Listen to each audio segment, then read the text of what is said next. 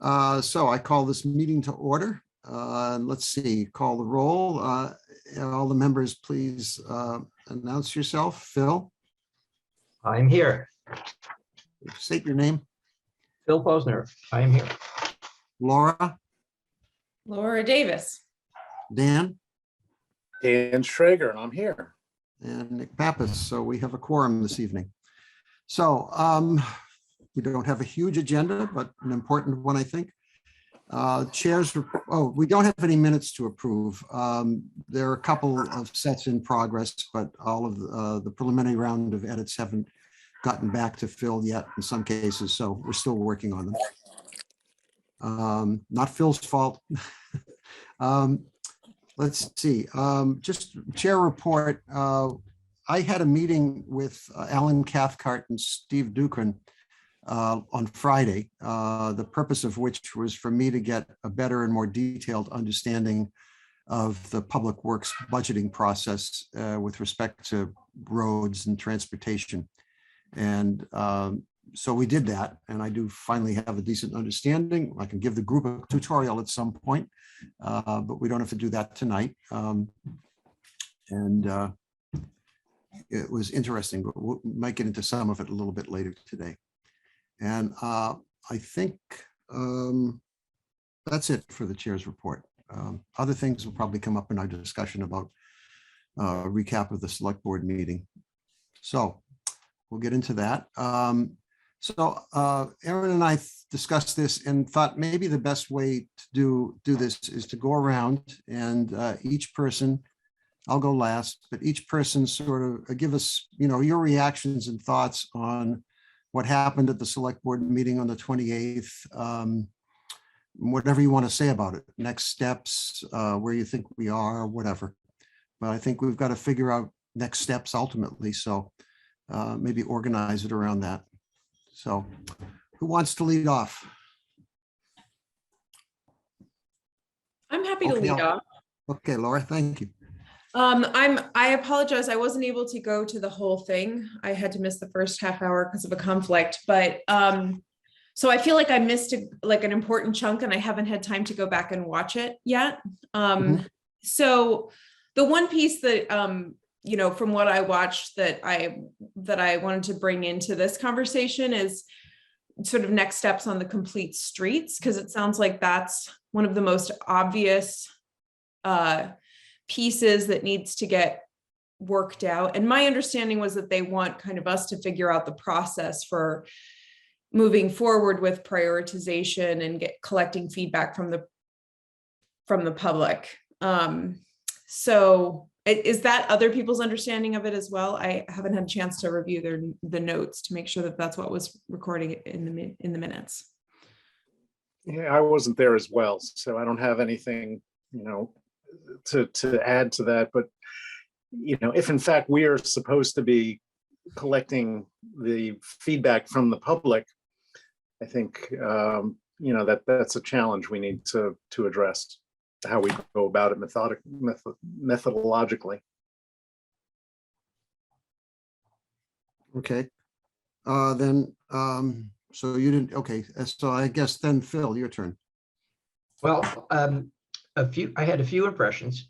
First, I thought you did a great job, Nick. It was really well organized and well presented.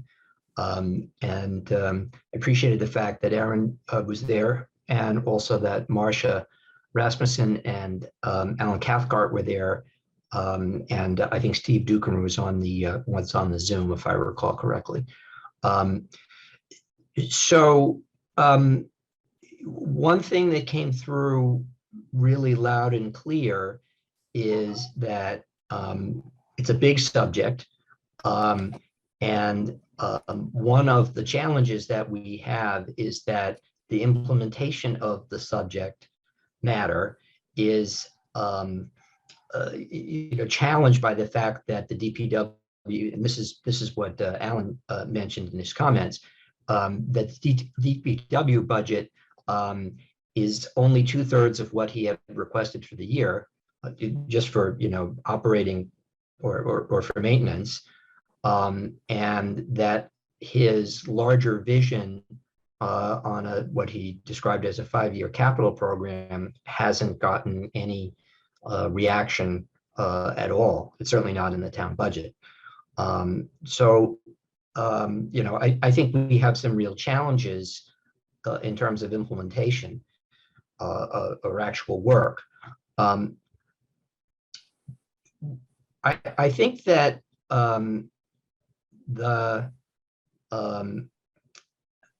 I guess my takeaway from this is twofold. First is that I think it would be good for us to continue to work with the staff people, in whatever way is possible, so that we can understand what their idea is moving forward, how they would proceed on a step-by-step basis. So, we're not moving in one direction and they're not moving in another.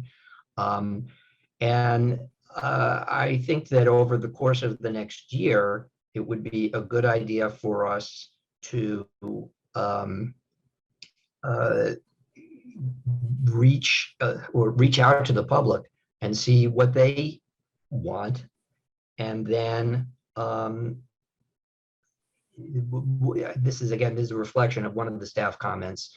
The sustainability director zoomed in, and her comment was, we should kind of pick projects, get a list of projects. And, that's a bit daunting, but my sense is that we would serve the town well by making recommendations about projects that we think should be implemented in the short term, as we've discussed. Concrete projects like putting stripes down Thoreau Street, or fixing a pothole, and the longer term projects, we can continue to work with the town. Sorry if that was a. Well, for those of you who, what do you mean that they get no reaction when they get that feedback from the DPW? It feels to me like one of these infrastructure issues where, there's just never enough money to maintain stuff. And then, as Alan, and I think Steve, since he's come into DPW, has kind of helped shift the paradigm, where rather than waiting for things to fail completely, kind of work to keep them from failing, which in the long run saves money. But for as long as I've dealt with Alan, and now more recently Steve having come on board, there's this cry all the time about how there's just no money allocated for it that is anywhere close to sufficient. So it would feel to me like it would be so productive if we could somehow raise the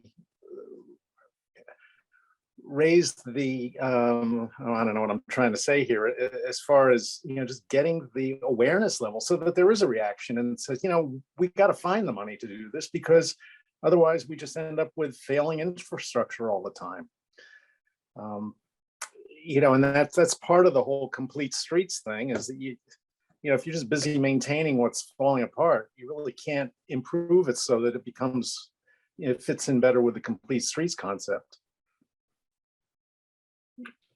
Well, I think that's true. I think one element of this, and Nick can speak to this because he was on the Board of Public Works, is that there is a roads program. There's metrics that the DPW uses to evaluate the streets. And Alan's point was, in looking at it through the context of the roads program, the program's underfunded. It's not funded, right? But it's only funded to 2/3 of what their request was in order to get their program done in a way that would maintain the status quo, not improve it, but just sort of maintain the status quo on an average. And the other point that they made, and you can tell me if I didn't hear this correctly, was you can tell me if I didn't hear this correctly, Nick, was that if on a going forward basis, if we are now, trending towards less than good, as there's a great, good, fair, and totally bad are the big picture metrics. We're now less than good at on the current track. We're heading towards fair, and we'll just continue to trend down without more money. I think Alan's concerned. The other thing that I think maybe we can add to this conversation, and given the fact that the fiscal and the political realities are what they are, is we are in a unique time in history. It probably won't be repeated for quite a number of years.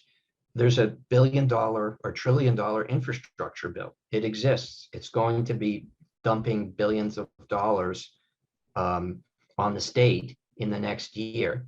So this is the time when, for once, the DPW may be able to play catch up, but they've got to be able to react. They've got to move more quickly than the typical budget cycle might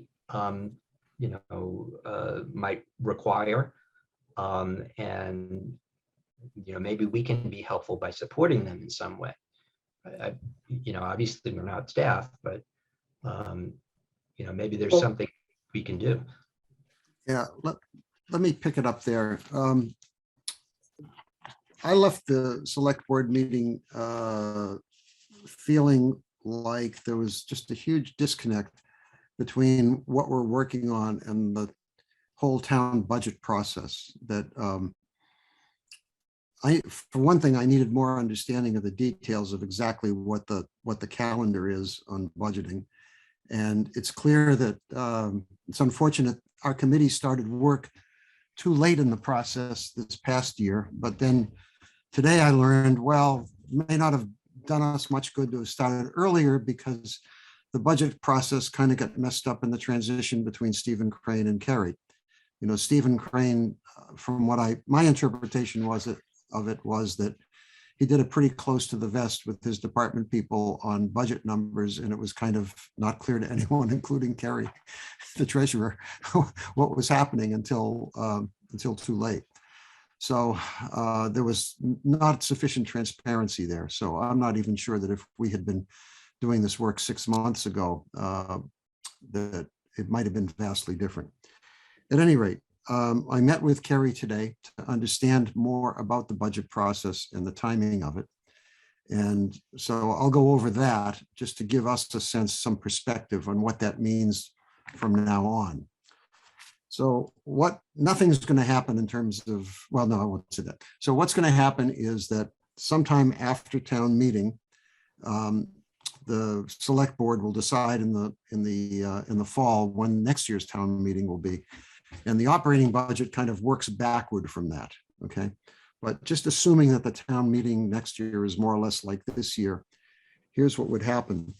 On the capital budget process would start on August 15th, and the treasurer or whoever would send out a request for anyone who wants significant capital expenditures, capital budget to come forward. That basically means anything in the neighborhood of, I think it was $5 million, $3 million or $5 million project or, expense, capital expense. So the request would go out on August 15th, September 15th, the responses would be due. And then after that, the reviews would take place. So for any big capital stuff, I think even if I'm not sure about ARPA money or, federal money that's available. I didn't talk with, I talked a little bit with Kerry about that, but I'm not sure if that's in the same time frame or it's a totally separate process. Then when it comes to the operating budgets, next September 15th, roughly, is when they would kick off the operating budget process. And that would be a process between the town manager and the departments, talking about what money they think is needed going forward. Yes, Laura, you have a question? I just have a clarifying question. You said August 15th, the capital budget process begins, and September 15th, what happens? You said the start on the 15th of August, a request will go out. asking the departments, what do you need any money for large capital programs? going And then forward? those requests The are due on requests are due September in 5th. a month later on September 15th. Okay, And then September 15th is the date that the requests for operating budgets will go out. So if there's anything that would be in an operating budget, for instance, roads maintenance, then for fiscal 24, not this coming year that starts in July, but the following July, then those requirements have to be spelled out and the budget proposed September 15th. So that's the budget cycle. Now, I didn't get into, there's another level I want to understand. I didn't get into with Kerry today, and that is the role of the finance committee, because they're kind of the guardians and watchdogs, and they take this, they take the town manager and others to task if they're asking for too much. There's this general reluctance to increase taxes, which is certainly understandable, but we just increased them. We just spent $100 million on the school, so there's got to be some money, some comparable stuff done for transportation, I feel. Not that much, but something. At any rate, that's the time frame we would be talking about. When I met with Alan and Stephen, there were two parts to their budget request this past year for the fiscal 23 budget. One was the maintenance of the roads, which was they asked for $3.5 million, they got $2 million. Now, I think picking up a little bit on what I think Dan was saying, what I would like to see from them is some sort of quantification of the condition of the road. Now, we've been doing for decades, at least 10 years, 15 years. They do surveys. They have a consultant come out, they drive all the roads, they notice the cracks and potholes and everything else, they grade the roads, they come up with an overall index, and then traditionally Public Works has based their road repair budget on that index and where it is. I don't know exactly how that happened this year, especially given what I infer about the way the budget process was run. So that's a bit of a mystery. But what I think the way out of this is that Stephen and Alan have to tie this back to historical numbers. It seems to me that for many years, the road maintenance budget was not jumping around a lot. It was fairly static. And I don't actually know. I'd have to go back and look with Alan. Was this $3.5 million request a big jump above the traditional request, or was it in line with it? Did the road index get that much worse that we need that much more money? I know that they're using the consultant to do another survey of the roads now. So I don't know what their budget request was based on. So I want to do a little bit more digging with Alan and Steve and find out about that. So if we can quantify this better. Dan? Yeah, I mean, I did have a substantial meeting with the two of them, and what they're trying to do, well, there was just an assessment completed, I believe, within the last several months. But what they're doing is they're changing the approach to repair of roads. So, for example, a road that has completely failed, is in poor condition, typically they would address those first. What they're trying to do now, they're letting those go a little bit. And what they're doing is they're addressing ones that are in, fair to medium condition and preventing them from deteriorating, because evidently the last quartile of the lifespan of a road sees a substantial acceleration of the deterioration of it.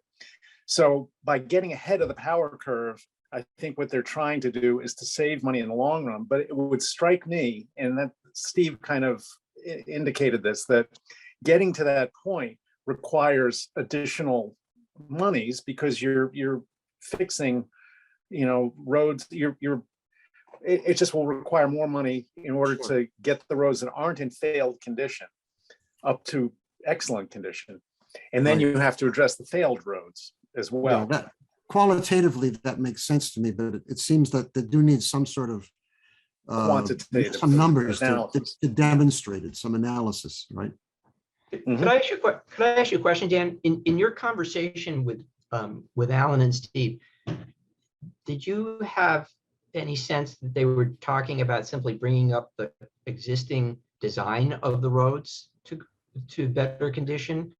Or is it? No. It What do was you mean, more, what do you mean by design? I mean, there's road So design. there's one issue that has to do with pavement condition, right? Where you have an existing road, which may not be safe, no matter what the design is. You can replace the pavement for a certain amount of money. But if you change the design of it to make it safer or to make it more efficient for moving cars, whatever you might want to do, that's potentially a separate issue. And I'm not sure whether or not that's. So let me try to untangle that. So there's the basic construction technology, which for Right. the basic automobile road is not changing. I mean, it's pretty much the same, compacted gravel and, then a layer of the base layer and then the second layer, and that's all the same.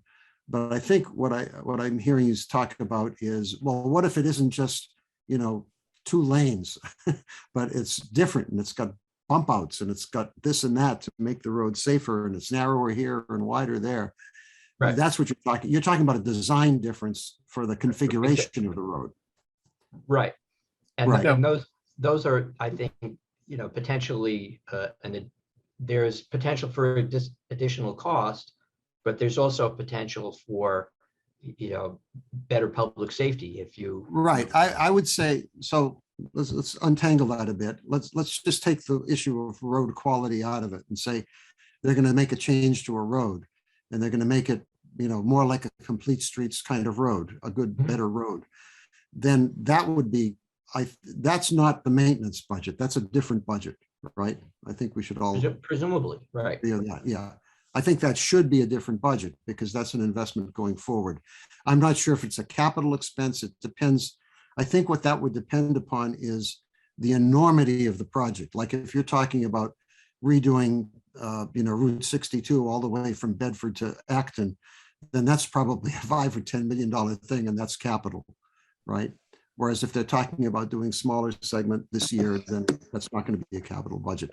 But it would definitely be a separate line item in the operating budget. And specifically, they showed me this year, they asked for $3.5 million. They got $2 million for repair. They asked for over $300,000 for design improvements, for safety and design improvements. They got nothing. Okay. So they have a separate line in the operating budget for that. Okay. And they weren't asking for much and they didn't get any.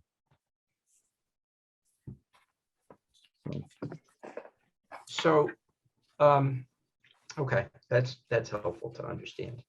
Yeah, they asked for 382,000. They get nothing.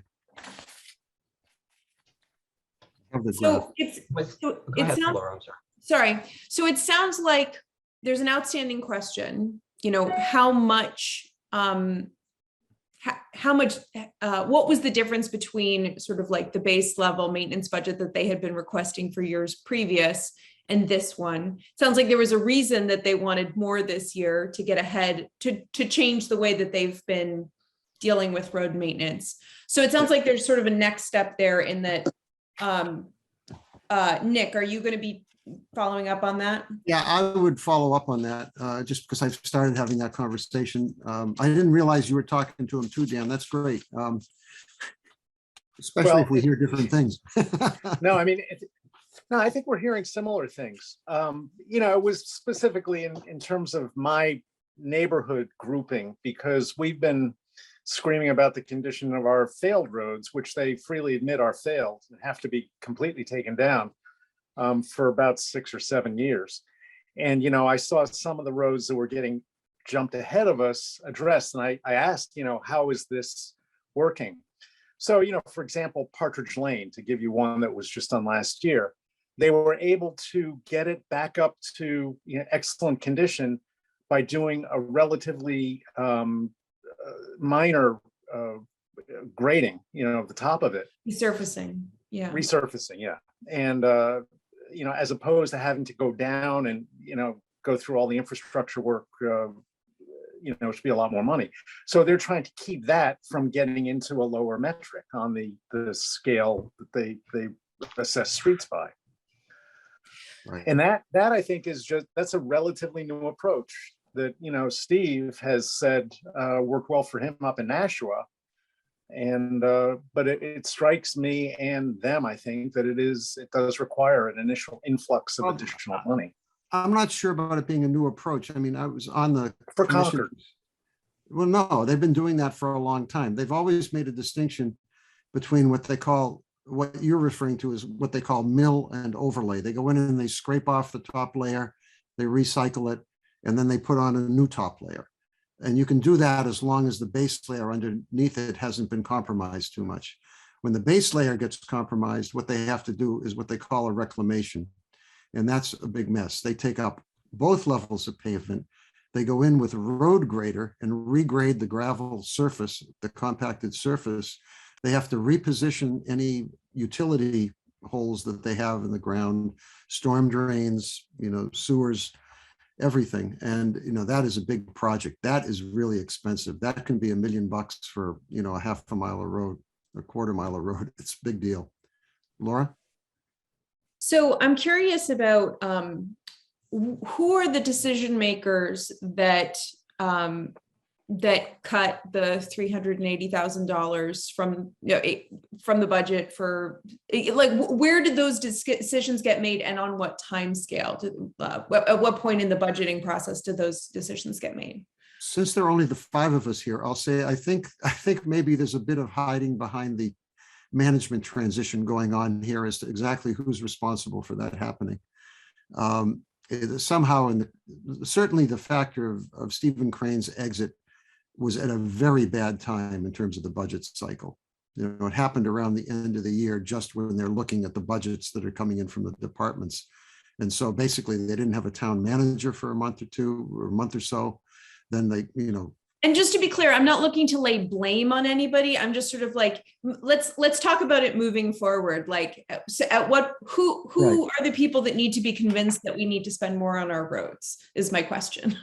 I think if it's And operating maybe that's budget. a question for Aaron. I don't know if you have any Go ahead, Aaron. insight on that. Yeah, so it's kind of a combination. You're going to get town management that's going to obviously review budgets, the town manager and the finance director, and usually the budgeting and purchasing director will all meet together and sort of go through and say, what are the items here that have to get done? What are the things that maybe we can scale back and try to see, you're usually sort of given guidelines as to how much you could potentially be spending. Can you stay within, going 5% over what your budget was last year because of price, rising, things like that. But a lot of it comes down to meetings with FinCom and going through and looking at, because they're going to take a closer look at the budget. A lot of it is staff, but a lot of it comes down to the finance committee as well. It's a lengthy process. Like Nick said, we always joke that, town meeting's never over for us. The town, it lasts for, the community, it lasts for a month or two between the hearings and the actual meeting. But for us, it starts right back up a month or two after town meeting ends, and it's an ongoing process. So there's a lot of moving pieces, but I think that having advocates say, this is something that we feel is very important that the town is paying attention to, if we need to invest in infrastructure, if we want to get ahead, things like that. I think they do take those kinds of things into consideration. And so, if we can get ahead of it for next year and be asking for consideration for what CPW or what planning is looking for, or having those conversations early, then there's the opportunity, like Nick said, to be a part of that budget process and maybe be able to advocate for helping get some things done. I think a really important part of it is, and this I think is what was really missing and what Stephen Crane was doing from what I can pick up, is the importance of transparency.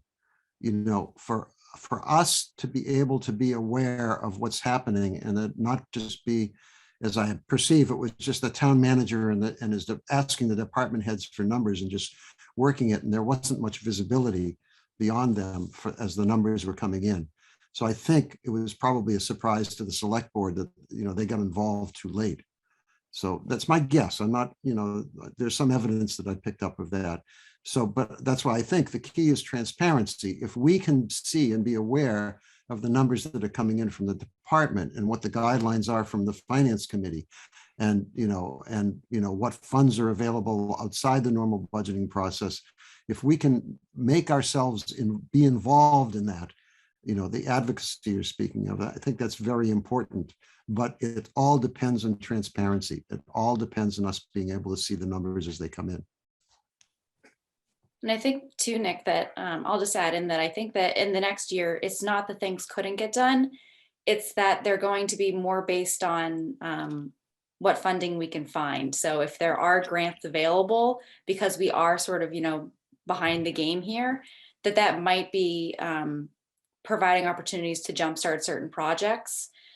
So for instance, if a grant comes up for Complete Streets, then we might be able to say, hey, we know that, Complete Streets is something that is important to the town. Let's, can we advocate for having, town staff look at this, here's some ideas that we want to provide that you guys can take a look at, things like that. But I think that grants, while not necessarily a funding mechanism fully, will definitely help to sort of cushion the start of the transportation work. Yeah, I think it's one good thing is that Carrie, with her background, seems very able and willing to juggle money, between take some from this pot where it's not going to be used and move it over there. So I think that's good. She's not rigid about this kind of thing. She understands what we're talking about and that there are needs there. And she's willing to look at possibilities of moving money from some budget where it's going to be underspent or they're not going to be ready to spend it this year and move it over into a transportation pot. So that's good. And she's also very aware of other funding sources. So I think that's on our side. Yeah, Laura? I just wonder, in terms of this conversation, what I'm hearing thus far is we need to be spending more on maintenance, that the ship has sailed for this budget cycle. We're going to vote it at a town meeting unless we wanted to offer an amendment to the budget, which seems like something we probably don't want to do. We're going to stick with what we've got this year, and we should be in very close communication with Alan and Stephen going forward to make sure that we understand where their numbers coming from, and we can make appropriate recommendations before August 15th of this year. The earlier the better, it sounds like. So perhaps we write a letter sometime later in the spring after we've had a chance to meet with Alan and Stephen. To communicate the need for better investment in our road infrastructure. And but I feel like I need more information about where the how do the numbers from that they want now compare to previous? Right. How has construction costs gone up with all of the inflation that's happening? So I feel like maybe we need a meeting with Alan and Stephen. I don't know if it needs to be our next meeting because we've got until August to kind of get. I think we can. Well, we'll talk about meeting frequency too. I think we can get some of that done between meetings. Aaron can help. I can help. I have time available during the days to do it too. So I think between the two of us, we can get that ball rolling and start getting some of the stuff together. I think we're never going to get anywhere. My own opinion, we have to talk about meeting frequency, but I kind of pressed us to meet a lot over the past 3 months. And, I feel like the norm should be once a month. That's what we should be ultimately going towards. I'm willing to do that at any point because we did work so hard over the last 3 months. So that means the staff, Aaron and myself as quasi-staff, should take on a little bit more to get some legwork done to get you the information that we need at meetings. Nick, just Dan. as a clarification, so the process is that DPW goes to the town management with a recommendation, get me 382,000, whatever. What is the impact of us making a statement to the select board that supports that or recommends more, whatever. How do those two pieces fit together? I think it's important. I think there's two things. One is for us to be involved when Alan takes those numbers to the Public Works Commission, and for one of us to be there and support that and explain how it fits into the town's plan. And then for us to be advocates for what Alan's proposing and show the select board and the town manager how it fits into the transportation roadmap, and how the transportation roadmap is derived from the long range plan, from the Envision Concord. So, I think we have perhaps the most important role to play as advocates. Now, allies are important to develop. When I came out of the presentation at the select board meeting on the 28th, I was accosted by a fellow from the Concord Housing Authority who explained to me that one of the reasons they have trouble getting minorities into the Concord housing is because there's no transportation. And the Housing Authority is measured on their success in getting minorities into this housing. Was I shocked? No, I wasn't shocked at all. But unfortunately, but has the select board gotten that message? No. So we need an ally like the Housing Authority to stand up with us and say, we need ride services, right? So I think that's how it needs to play out. We have to develop these relationships so it's not just us. We can make our argument based on the long range plan on the roadmap, but we need others to stand up and explain. I may be a bit cynical about this, but my point of view is I love Concord. I love what Concord wants to be. I'm disappointed, and I'm aligned with what Concord wants to be, but I'm very disappointed in the way it actually plays out. Our support of minorities and housing, all of that stuff. We say one thing, but we don't implement it on. And we've got to, I want to call the town on that in some appropriate way, and push them to do those right things, because that's what I believe in. So could I ask you, Nick, do you think that we would play a productive role by finding opportunities and sources for the town to do what it would like to do? So, for example, do you think it would be productive for us to reach out to MAPC and ask them for some help about identifying grants or funding opportunities?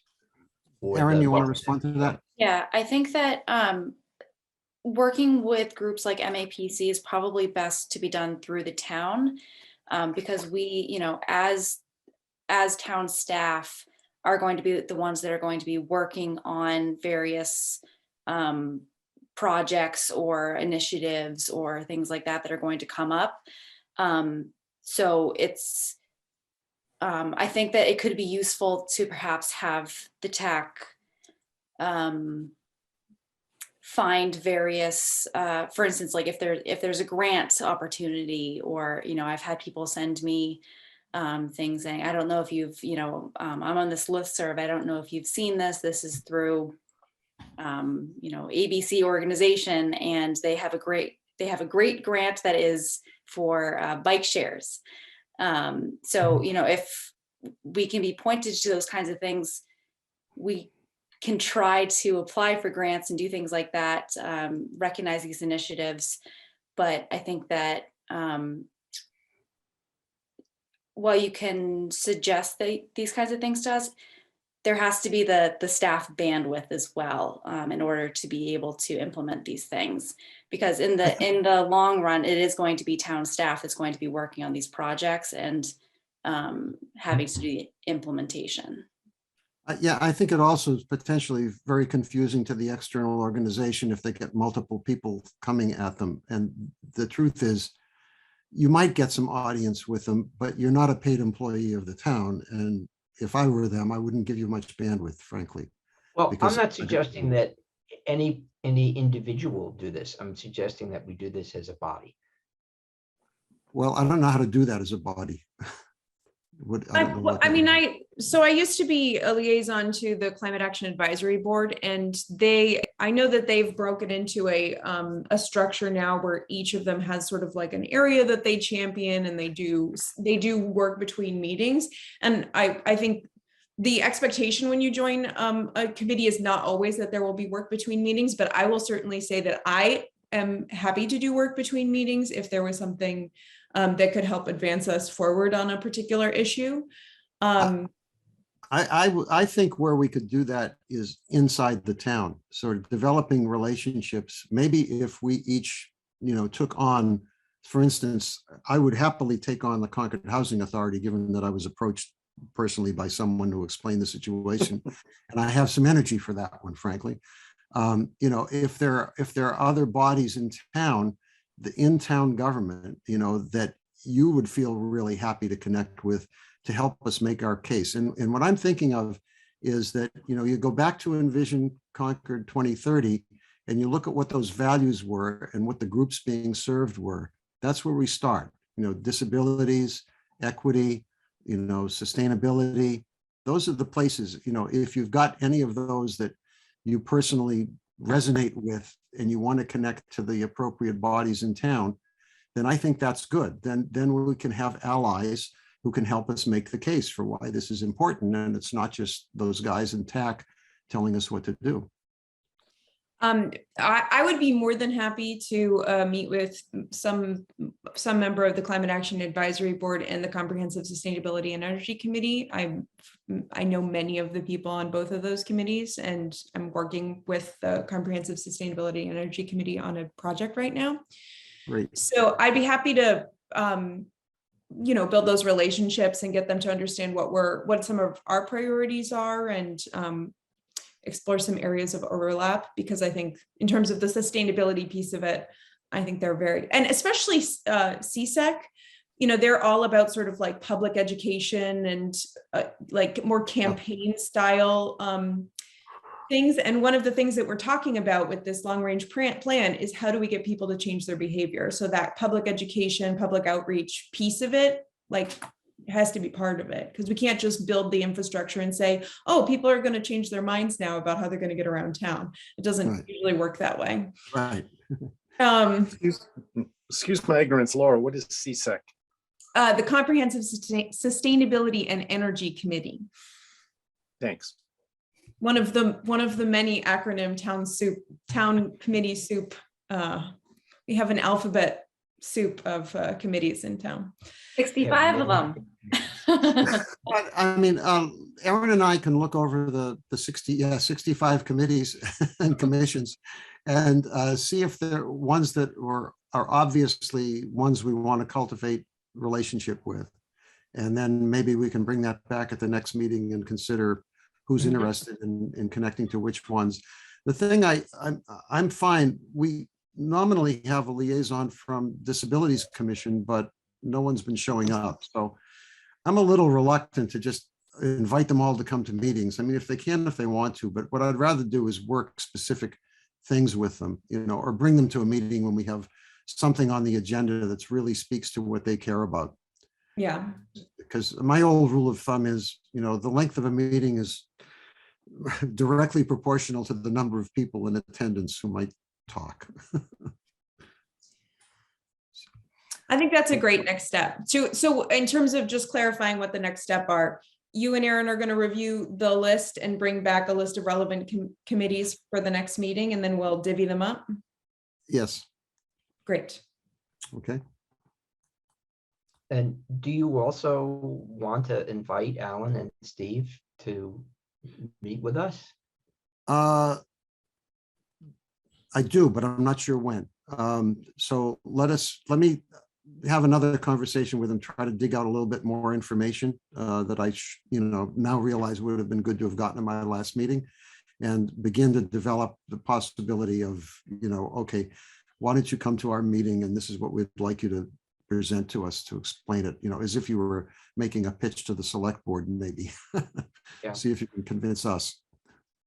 So not to beat the dead horse too much, but maybe as an incentive, we can make the topic of discussion how we might be able to benefit from the infrastructure bill, because that's, a somewhat time-sensitive topic. It's not Chapter 90. It's not business as usual. It's a competitive thing.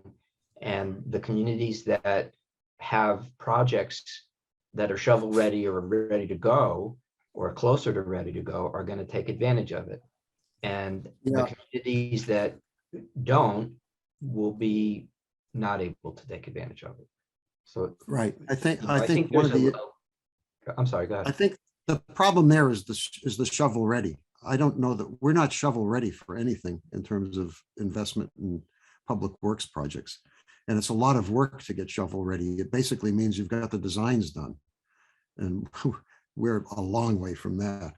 I did learn from Kerry today that the select board and Kerry will be working this issue of the ARPA spending the ARPA money from the time shortly after town meeting ends, about the middle of May through the middle of June. They want to have those discussions and wrap that up then. So I think we've got to insert ourselves into that somehow. I'm not sure exactly what that process is going to look like. Aaron, if you can find out if, what that process is going to look like who's making what proposals, is there something we should support? Is there something we should bring forward? I don't feel we're ready to bring forward. There's nothing I could put on the table that says, here's a plan in detail that, for $3 million, please give it to us. Laura? I have a question sort of related to all of this and going back to sort of timelines. I understand that the Complete Streets grants are something that come up on an annual or a biannual basis. And so I'd like to have that on the timeline so we can have that in our sites. And this comes back to this idea of shovel readiness and sort of how do we prioritize Complete Streets projects and what do we do with this prioritized list that we don't understand the origin of? And I'm asking for your recollection of this, Nick, because I didn't get a chance to review this part of the select board meeting, which is what I had hoped for. What came down on this? Is this our task to figure out how to prioritize a couple of shovel ready projects, or is that something? No, our task, which, and I was not willing to commit to a time frame for this, is what does the Transportation Advisory Committee think are the one or two most important things on that roadmap that the select board should be concerned about and that we should be trying to move forward on? Okay, so I think tonight, to me, is just a preliminary discussion to prepare us for having that discussion. I think my own opinion is that this issue of maintenance and safety improvements to the roads is very important.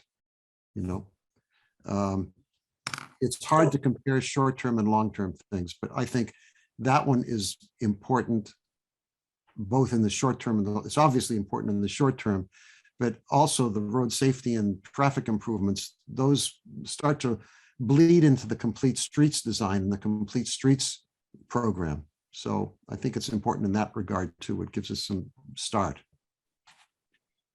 So one thing that I want to add is that, and I talked to Nick a little bit about this, is I think that one thing that was missing from the select board meeting was there wasn't as much public discussion as I would have liked to sort of hear more from the community, because we had a large audience there. I think that at the height of it, we had almost 60 people watching. We had a large audience, and there wasn't quite as much sort of open dialogue or getting people's feedback as I would have really enjoyed seeing.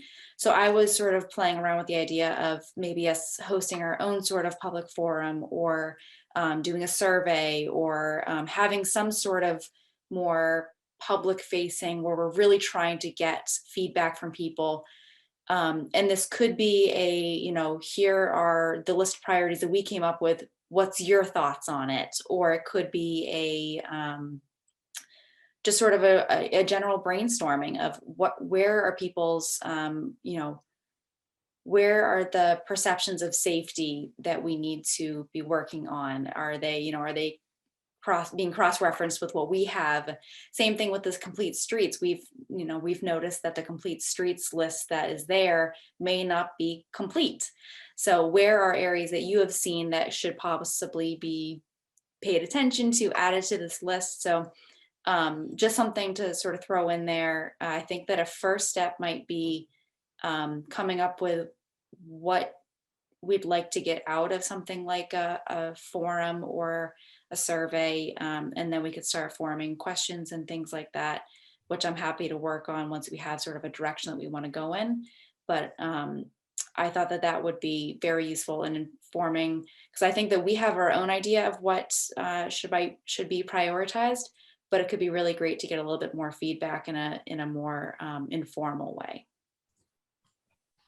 So it sounds to me, Erin, that what you're thinking about is a redo of the Complete Streets process, which was a process.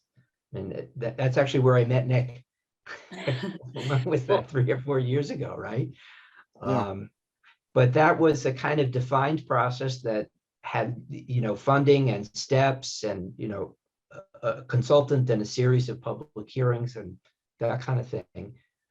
I think that might be, useful to do again. And then we wouldn't be reinventing the wheel in terms of how to do it or what the steps were. But Yeah, we'd be re-examining where things In stand fact, today. there's ARP, AARP, ARP has a design, a whole design, an approach to doing that, right? Yeah. Yep. And I mean, Yep, I don't, I do. maybe perfectly fine for us to follow that. If we follow that, we can't get in too much trouble. And Erin has done some of this. So if we start with that process and, sort of add our own value to it, I hope. I think it would fit perfectly with what we're talking about doing with the other committees and departments in town.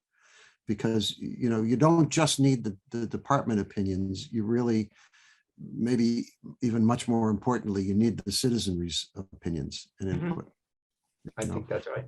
yeah. And I mean, I don't think that it has to necessarily be focused on Complete Streets. I think that that's a good place to start. And in a lot of ways, a lot of these things might tie in with Complete Streets. But I also think that there's going to be things that people are going to bring to us, and they're going to say, did you know that the River X really has a difficult crossing? And, there could be things that aren't even on our radar that people could bring to us and say, this is something that we want you to even just consider. It may not be Complete Streets related. It may not be within sort of the wheelhouse of what we could get funding for Complete Streets. But I think that if you will, creating sort of a word cloud of what are the things that people are thinking about could be useful to sort of get into the community's head a little bit and figure out what exactly are their priorities, so we can start to prioritize based on those.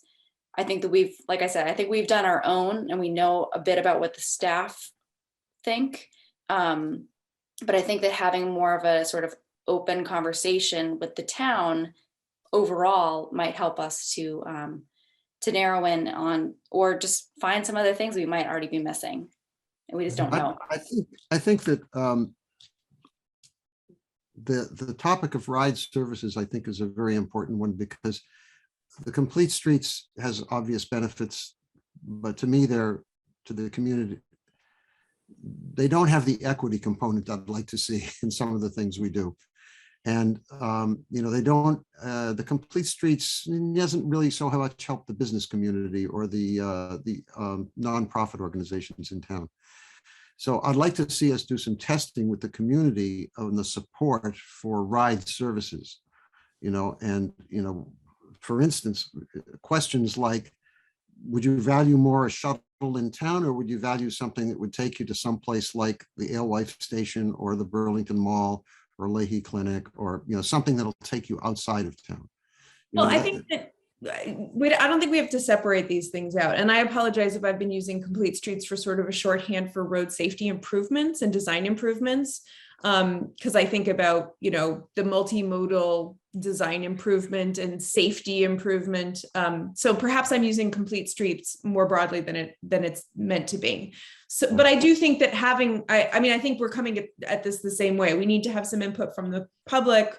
We need to have, we need to get information about, would people use ride services? What kind of ride services would work for them? I'd be really interested to get some information from high school students. Like, if there were ride services that could help them out after school, would they be more inclined to take the bus? And we could cut down, I think there's like lots of great questions here. So what does the process look like for doing are we talking about one public forum? Are we talking about a series of public forums? Like what would that look like? Is it entirely up to us to Again, decide? it depends on what we're looking for. I mean, what decisions are we going to want to make? And, what sort of information do we want this to, Mhm. then what's the best way to get it? A few steps first. Yeah, so there's, I mean, there's, As an example, I'd like to get some sense. I think the ride services are very important, but I'd like to get some sense of whether the community supports it. What would they use it? Which one would they use more? Would they use one that takes them out of town or inside town? Where do they want to go? How often? Just collect some data so we can find out, begin to get some sense of how well it would be utilized. And one thing that- similarly, go ahead. Sorry, Erin. One thing that we could also do is there was a couple of surveys that were semi-recently done through planning, through sustainability, maybe some other places that have some questions that might help inform us a little bit. And we might be able to take that information and say, okay, we learned from this survey that people really like X, and we'd really like to see how they feel about Y, and sort of use that information to gauge our questions a little bit. But I think that while a lot of effort goes into doing events like a forum or like a charrette style meeting, that you're going to, especially if you do it in different times of day, different places, you're going to get more input. I'm personally a big fan of the sticky note boards where people, because a lot of people aren't necessarily going to speak up in a meeting if they don't feel, there's always the loudest voice in the room, and then there's other people that might nod along, but might not actually get up and speak at a microphone. But if you have the sticky note boards, people feel comfortable generally, taking a marker and writing something down and sticking it on a sticky board and then walking away, and you have all that information there. So I think that having different types of forums and different types of information gathering would really help us to sort of gauge where the community is at and if we're going in the right direction. You're muted. So in terms of process, it sounds like we need a list of things that we are not necessarily survey questions, but a list of things that we're trying to answer for our purposes. I think that'd be a good first step. Nick has a number of great questions about ride services. I have a lot of questions about sort of the multimodal transit, especially around downtowns and schools. So should we come up with that list at our next meeting, sort of come up with the list of these are the things that we need answered before we really start to prioritize projects for this committee? I think that it'd be really useful if everybody, and sorry, Nick, for jumping in and assigning tasks, but if people could, come up with what are the things that you think are important here? Where do we want to be tackling, and maybe come up with some, some areas of concentration or some questions, some things like that we can then start that conversation. And then start to, because it's going to take more than one meeting to form even sort of a topic list, I think, and where we really want to touch on. Yeah, I like that idea. Just I would happily come up with a bunch of questions. I'd like to what decisions I want to make. I think we need to make about ride services, and then what I think some of the questions are. I'd like to ask people to get at that. So I'll take it on for ride services. I'll do that. Yeah, and I'm happy to take it on for the schools. Questions about transit to and from schools. Good. Okay. On the transit to and from schools, I'll just share this. I've been a little reluctant on the big issue of transportation, which is solving the high school problem, the kid and the middle school, the kids who need to stay after school and can't get home. I'm afraid that I think there's a big need there. I'm a little concerned that there's a bunch of regulatory and legal issues about that are going to have to be dug into at some point. and they may be really difficult to work through. So I've been holding back and making much, doing that. For instance, if the town has a ride service, first off, are parents going to be comfortable letting their kids go on something that isn't a school bus to get someplace else? Who's going to have control over what the kids are doing? What liability does the town take on? What are the state regulations regarding school buses and when you have to use them and when they can do other things? So there's a lot of legal stuff I'm concerned about in that one. So whereas the elementary school stuff, or they're just getting to school without a bus or without any transportation, like bikes and other things, that's a bit easier. There are fewer encumbrances there, or things that I'm worried about. So I just wanted to make that speech. That's all. Yeah, no, I understand your concern there. And just to give you a little bit of background, I used to be on the sustainability committee with the schools, and we talked about this at length. So I have a little bit of understanding of what may and may not be possible. And I'm happy, I'm not afraid of the complexity of that question. And I think that it's important. Yeah. Good. Okay. Anybody else? Phil, you're a, So, what do you want to do? you know what I'm going to sign up for. Let's hear you say it out loud. All right, so I would, sign up for the bike and ped stuff. Right. And, I think that's something that's important to people, especially people who live near Concord Center and people who live near the village. Great. Okay. My sense is, I'm glad you mentioned the AARP stuff. I guess they call themselves ARP, right? Yeah.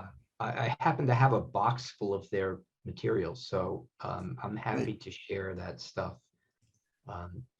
So yeah, actually, there's a link to their stuff on our webpage. yeah. So I ordered it. It's sitting in the box. I haven't actually pulled it out and really started to look through it yet. So let me spend some time just living with it and seeing what it's like in the context of the bike and ped stuff specifically. Okay. Make sense? Yeah. And Dan, then you want to And sign up? I have an open meeting law question. I will let Laura do her question first. I just quick, am I allowed, like, if Phil, are we like allowed to talk about, like, brainstorm questions together about bike to school, because it's kind of an area of overlap, but I don't know if that's allowed outside of No, you can, two of you can confer about anything you want to confer about. That's not an issue. If I assign you to do something together, that's different. Now you're subcommittee, okay? Okay, So okay. not But we making can you have a subcommittee. casual conversation. Just to brainstorm. You each have separate areas you've taken on to work on. Right. That's it, okay? You Dan, could even have one person be assigned and then somebody else volunteer to help, and then that's okay too. That's not a subcommittee. There's a lot of, spider web. Got it. I'd probably hop in on the bicycling stuff. Okay. okay. We'll see what other options. Come on down. Okay, come on in. I am down. Well, Come would back up. somebody like to take on questions around the businesses? Because I do feel like that's a really interesting area. And that might be sort of a separate, we'd need to have a separate forum with, the Chamber of Commerce or something like that. Well, we may want to refine how these various things interact with each other. There's a lot of overlap, and define what areas we really want to, how we can break it down. yeah, I think we will at some point, but I think you're right. I think the business one is really missing. Dan, can I convince you to do that? Do you have any interest in talking to the business community? Sure. Okay, and Aaron can set you up with that, I think, in terms of who. Dan, if you want, I have a secret weapon. I have the survey that that was sent out to the business community about. Oh, that's terrific. Okay, So, and then this raises the the main question. thing I keep saying, when you're doing this thing, I've repeatedly found, start with what decisions you think we want to make, then get to the questions. Don't start by putting questions up on the wall. It'll take you nowhere. You'll get back a survey and you'll say, God, I wonder what they were thinking. So start with the decisions you think we want to make, and then, work from that. Yeah. This is a question for you, Aaron. I feel like there are probably a lot of surveys that we should look at before we do anything else. I have a survey that's pre-COVID, so I don't know, it would need to be done again, but I have a survey of high school students pre-COVID that we sent out through that sustainability committee about the driving parking issue at the high school. And that was pre-COVID. And I'm happy to send that around to people. It, you know, it was very much a volunteer created survey, so it could be improved upon. I say that as the person who wrote the questions. It could be improved upon, but it does give us a little bit of information to start with. And so it sounds like there's a business survey as well. And then I would imagine Amanda's office has done some surveys that are probably related. Yeah, so we definitely have some sustainability surveys that I can look through her predecessor's files. I have access to those and see if we have any surveys there. They would also be pre-pandemic for the most part, but they could help to inform us a little bit. The one that I was mentioning, it was sent out to it was about the village centers and how people use the village centers and what they would like to see in the, you know, in Concord's different centers. But there was also, there was questions on both sustainability and transportation in those. How do you get to shopping in Concord Center or West Concord or the Throw Depot? And so there was some transportation related questions or some things that could, I think, help inform questions we wanted to help make some. There's also a business survey that was in the same, it was many of the same questions as the community survey, the Village Center survey, but it was geared towards the businesses. So there's a slightly different questions, some about how your employees get to work and things like that. So that could also help inform our thought processes as well. And those are being. A thought about the business ones and tourists is it would be really good to actually survey tourists who are around town. Do several surveys and several different times, find out what we'd like to know is how did they get there, and what are they going to do? One for Patriots Day. Huh? We're about to have Patriots Day, be the perfect day to survey people. Well, that's a very particular one, but I mean, any Saturday, in the springtime or the fall, the place is full of tourists. Why are they here? How did they get here? I mean, there are a lot of things that would a lot of decisions we would make about transportation if we knew more, right? I just think Patriots Day because it's clearly the day that parking is in the least supply. There is no day of the year that is more congested in Concord than Patriots Day. It'd be interesting to know how many people who come to Patriots Day are from out of town, and for how many are in town. It's usually quite a few from out of town. I mean, I don't have the numbers for the past couple of years, obviously, because it was next to none. But I mean, we always have a large influx of people. I mean, even the holiday parade this past year, we had something like double what we've ever had. And we've had, 5,000 people show up to, before. So it was a huge influx of people. People really want to get out right now. But speaking of visitors and tourism, with Rev 250 coming up, that's something that we really have to be looking forward to, is that we're going to have a huge influx of people coming to Concord and Lexington and the surrounding area for those celebrations, and they're all going to have to get here somehow. So that's one thing, and get around somehow too. So that's one thing that we also have to think about is, not everybody's going to want to be walking from the MBTA stop up to the North Bridge and back, or be willing to. So another thing that we have to be thinking about, and how are we shipping people back and forth from Lexington and Concord, because I think that's where a lot of the people are going to be coming to see us. I recall that in 1975 there was a fireworks display, or supposed to be one, at the North Bridge. And there were a lot of people, thousands who showed up. Yeah. How many years do we have until that? It's just 3 years. Yeah. 3 years to get ourselves ready for. Yeah, it's probably really only 2 years, because, Got it. So No pressure. You have to take some pressure. One other question about survey, because I filled out a survey not long ago from the town of Concord about folks who don't use don't use a car as primary. Do we get those survey results too? I'd be fascinated to read those. So we've tried to get those. It was done through, I want to say it was done through Magic, which is one of the regional organizations that we belong to.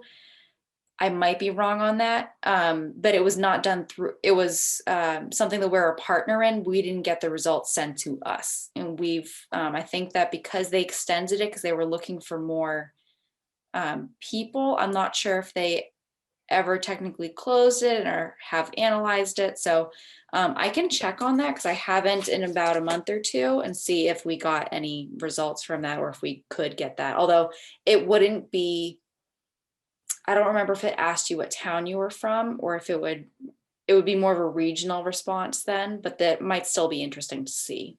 Yeah, especially if they have the location data. And then I saw another survey that I crossed my inbox recently about road design downtown, the stamped pavement. So I don't know if that's closed yet, but it is. I know that that's a little tangential, but I think it would be a helpful data point.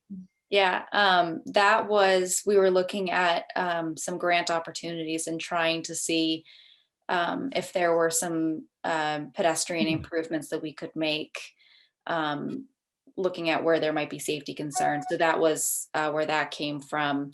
That actually had a fantastic response. I was really excited about it, but I can definitely share that. I don't know how useful it would be in the larger conversation, but it's certainly something I can share. It was very interesting, I thought. Yeah, I just getting our heads around how people are walking and biking and moving around town, I think is helpful.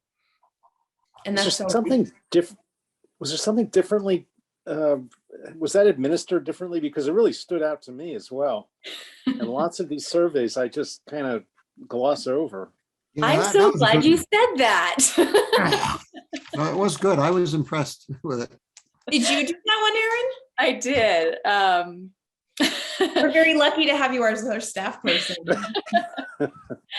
I have found that, and whenever I get a chance, I try to prove my point that having, what do they call it? Gamified surveys. So things that have pictures and things that have, moving buttons and things that are a little bit more interactive. It's not just, pick A, B, or C, but there's a little bit more interaction, get much better results, whether people share it with their friends and family, or because the way that social media algorithms work, if one person clicks on it, it's going to show up in another person's, social media feed. And so we had such a strong response in the first half an hour. I think I had 45 people respond in the first half an hour, which is unheard of.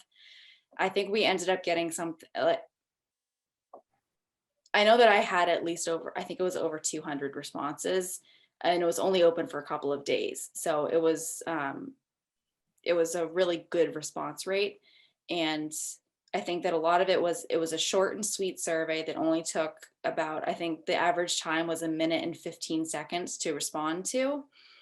And it had a lot of pictures, and people just said, I like this, I don't like that, here's my extra comment, and I'm done.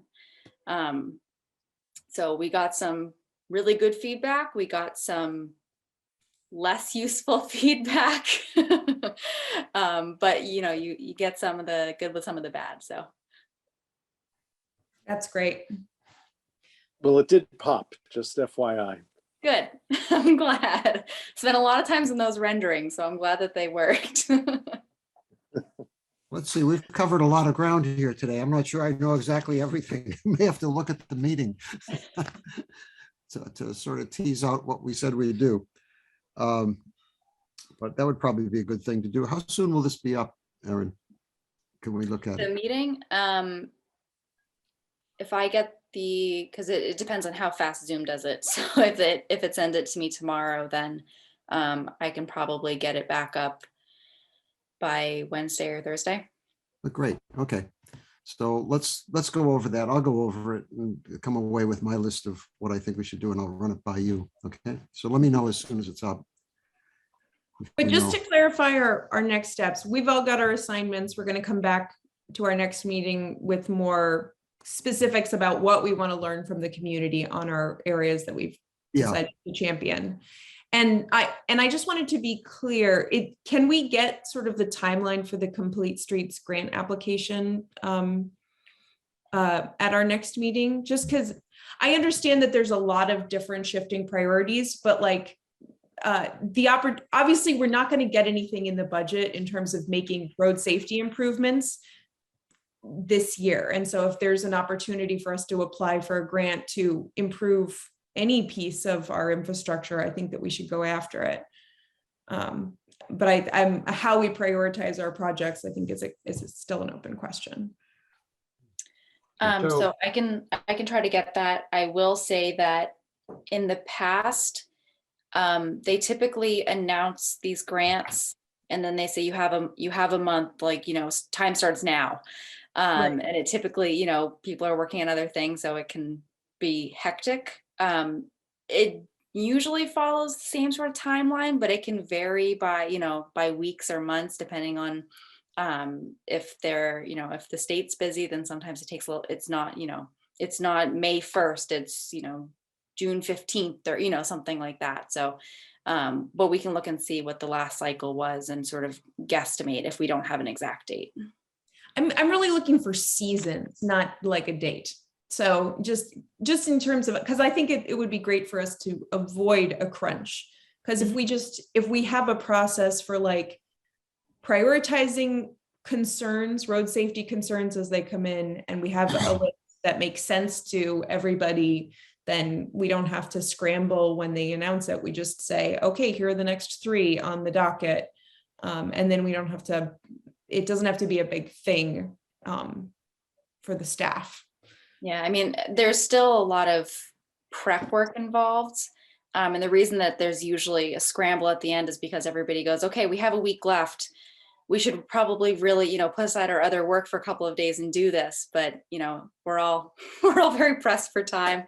So, I mean, it would be fantastic. We've talked about a couple of different projects that, you know, if a shared streets grant comes up that is applicable, we have a couple of things in mind that, you know, might be something we could look at for next time. And we have it sort of, I would say, semi shovel ready, and that we have it in our heads and sort of what the pieces are that we'd have to pull together quickly. But especially with how the costs for things and it changes so rapidly, and what the different grants during different cycles will have specifics that they're looking for. They'll say, like, we'll give priority to projects that involve bike lanes, or we'll give priority to projects that involve, you know, getting kids to school or whatever it is. And so sometimes we might have a shovel ready project that is for doing a, you know, redoing a bridge. But the problem is that that's not what the state's priority is this time. So we have to completely shift, or we might just lose out on the money because they say, well, that's not what we're prioritizing this time. So it's a constant uphill battle. For sure. So I just want to throw out, so we've had this in the conversation. So the town is now participating in the Safe Routes to School program. They also have grants available. So, you know, we should just put that in the list of, you know, potential grants and see whether or not that might be helpful. Those are relatively small, but not necessarily. So. Yeah, I know we applied for some the last funding cycle, and we're still waiting to hear back about those. This is on Safe Routes to School specifically? Yes. Could you, I'd be very curious to see what was requested. So could you get us some information about that? Yeah. I also had one piece of that came out of the last out of the select board meeting that I just, it's a really quick thing. It sounded like there was a need for something on the website that lists out, these are our transportation services. Mm-hmm. Right. That was one of the things that we had suggested, was that it would be good to have a place where residents, visitors could go and find Yeah. out, is there a bus service? Is there a taxi? Does Uber and Lyft come here? Does, what's the commuter rail, link to a commuter rail so I can find out when I can catch a train? So that was something we actually suggested. It was in our presentation, is that seems to be a very basic thing as a visitor to town or a resident you would hope to find on the town website. So that's something we think that should be on the list. Now, the caveat with that is it's a finite project to go through and create it. Maintaining it is the problem, because all these services outside, they change, right? They change their schedules, they go out of business, whatever happens. So We also have to be careful in that we can't point people to one business as a municipality. So for instance, while we can say that there are rideshare services available, we can't list out Uber or Lyft or, whatever other services, because if somebody comes on the market and is a new service that we don't know about, or they're a very small, taxi company or something like that, if we don't list them, then we're not being, we have to include everyone if we're going to list one company. So we try to not list anybody. We try to be very general about this kind of information and say, you got to do a little bit of your own research, but we will point to other state agencies that may have listed out these kinds of things, and they may be maintaining them a little bit more closely. Is this a staff project, or is this something that we're going to take on as a committee? I just ask, I do this kind of it's work got to all be a the staff time. project. This needs ongoing maintenance. It has to be a staff project. I It think might be that the something. initial list could be TAC created, and then it'd have to be maintained by staff. Right. We could do it as an example. Here's what we're talking about, and you can delete the ones for legal reasons you want to delete, but here's a complete list of, that's useful. Here's a useful list. Yeah, and the reason I brought this up is because I think this would be a very helpful exercise, and I'd be happy to do it, just to list out the things that we have, just because I think it would help. It would help us understand, what do we need to know? These are the services that we have. Maybe we need to ask questions about the existing services. Right. And yes, please do. Yeah. I'm happy to draft something, and the staff can do with it what they will.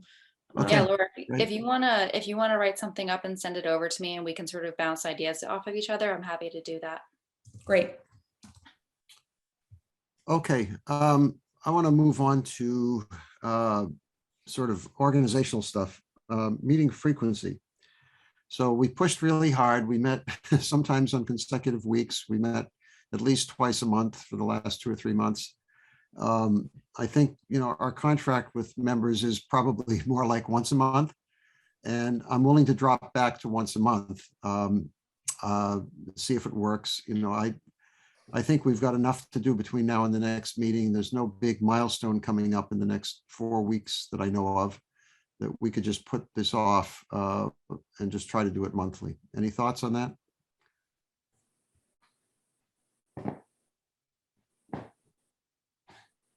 That seems reasonable to me. That 4 weeks from now is the 18th. It would probably, yeah, roughly, but it would be, Let's not do the 18th. Okay. That's Yeah, the Patriots day Day. before Oh, right, that's Patriots Day. Patriots Parade. Day. That would be a bad day to do it. You're right. but I mean, we've been doing I'm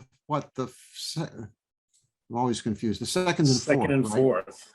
So we could go with the 4th, which in April would be the 25th. I personally, that's a tough week for me. Okay.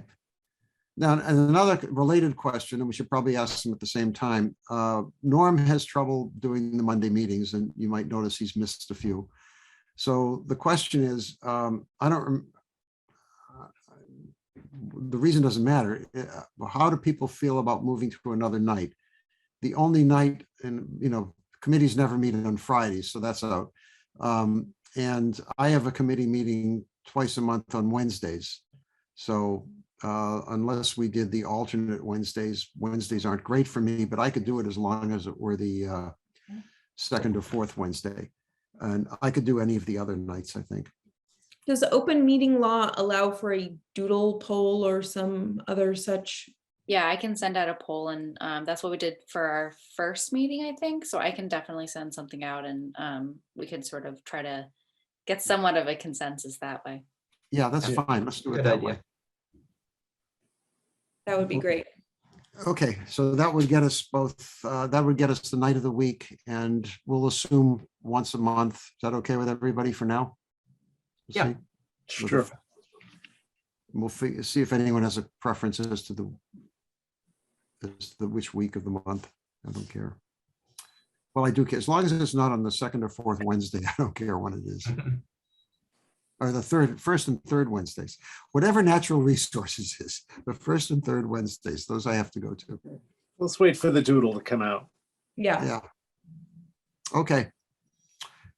Anything else?